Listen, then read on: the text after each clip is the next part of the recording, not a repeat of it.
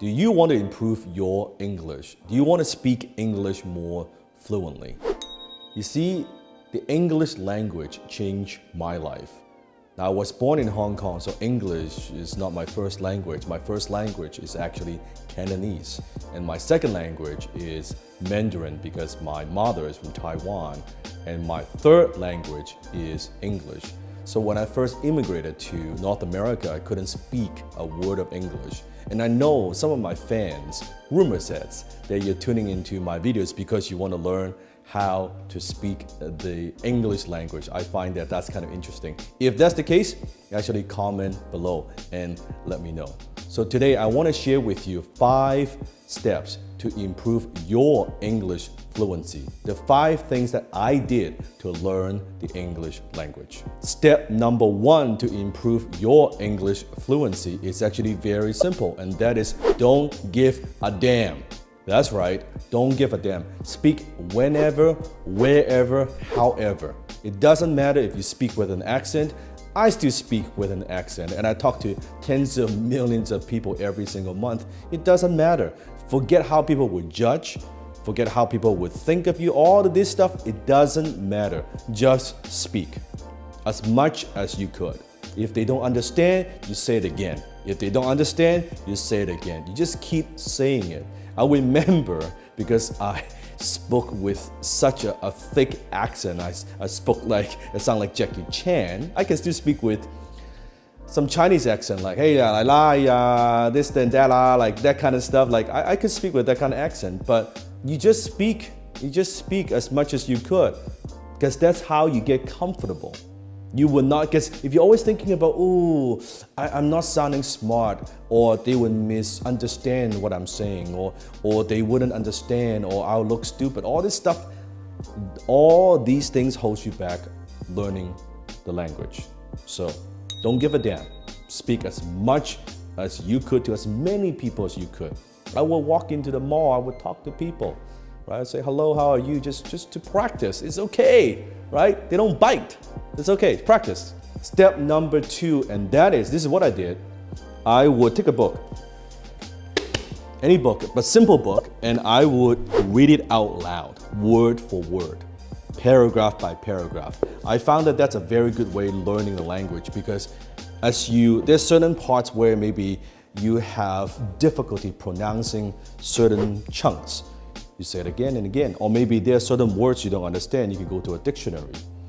Reading a book out loud, that's also another thing that I did to learn the English language. You finish one book, and you might as well pick something that you are interested in. If you're interested in investing or success or motivation or sales, pick a book on those topics and then read it out loud every single day. I'm talking about could be 20 minutes, 30 minutes, 25 minutes, it doesn't matter, but do it every single day. I did that every day for years to learn the English language.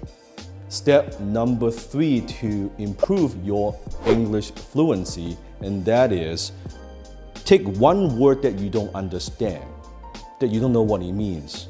Every single day you just learn one new word. Go to Google, translate, dictionary, find out exactly what it means. So every single day pick a new word that you've never heard of before, you never used before, and learn it every single day. If you do that every single day, that's 365 words, new words that you could add to your vocabulary that you could use. See, English is such a powerful language, first of all, not just because a lot of people use it, but to understand a culture, to understand philosophies, you need to understand the language. So when I learned the English language, then I also learned about a lot of other things about the culture, about business. Of course, that's what I do. So language is not just something that you use to communicate. Language is also something that you could train your mind with. So understand that. Step 4, immersion. You have to immerse yourself. So when I was learning the English language, what I did is I would listen to music every single day. I would listen to English music, English song, and try to sing along, and just to learn it, right? It was very, very difficult. And I was listening to rap music, which is way too difficult. I gave that up. But I was watching English movies without subtitles. And I would listen, and at first I wouldn't understand. I would understand maybe 5% of it, right? And then I would understand, I think it's like, that's what she means, and 10%, 20%. As my English improves, I notice I would understand the movie more and more and more, right? So you have to immerse yourself, talk in English, listen to English music, watch English movies. Do as much as that as you could. Naturally, you would pick it up. You will pick up the slang. You will pick up kind of certain stories or phrases, like that kind of phrases. That's how you learn the English language. Then you make it fun. So it doesn't have to be, you have to sit down and study, oh, I'm studying the language. No, make it fun. Talk to people who speak English, right? Like interact, connect, read, watch, listen. That's how you get good. That's how I got good. Step number 5 to improve your English fluency, and that is to hang out with people who speak English. Like, I know it sounds so obvious, but that's how you do it. I remember in college, you would see these groups of people, and I would see the Chinese students only hang out with Chinese students. I would see the Korean students hang out with Korean students, and the Japanese students hang out with Japanese students, right? And I would do the opposite. I would go and hang out with people who speak English. I would hang out with Caucasians. I would hang out with people who grew up locally, who speak perfect English. And I would just talk and hang out. We go to the library, and I would try to talk as much as possible, listen, ask questions, right, to get comfortable. And another thing that I did was actually I got a Korean girlfriend who speaks English. Right? So that's another way to do it. So I'm not saying that's the only way to learn, but if you want to learn a new language, date someone who speaks that language. You'll be shocked how quickly you pick that up, right? How quickly you can pick up the language. Let me give you a bonus tip, a bonus step if you want it, okay? Step number 6, and that is go into a state of over-learning. Let me explain. If you are thinking about, let's say, learning a language, let's say you're here and you want to get to this good, the fastest way to get to this good is actually go into a state of overlearning. So let's take an exercise example, okay? If you want to have stronger bicep, let's say you're only doing your curl, you can only hypothetically lift 20 pounds, okay? 20 pounds, right? That's much as strength you have.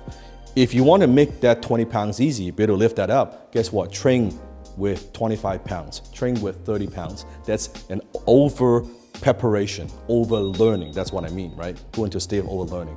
So what I did, because I'm in business, right? Not only learning English language, I was learning how to sell, how to close, how to do marketing. So not only just the English language day-to-day basis to communicate, but actually at a way higher level where there's something to lose. Where it's not just learning the basic day-to-day communication, but also there's money involved, right? The stakes are high. When I lose a sale, when I'm selling someone, when I'm communicating, if they don't understand what I'm saying, I'm not gonna close that sale, right? That's a state of over-learning.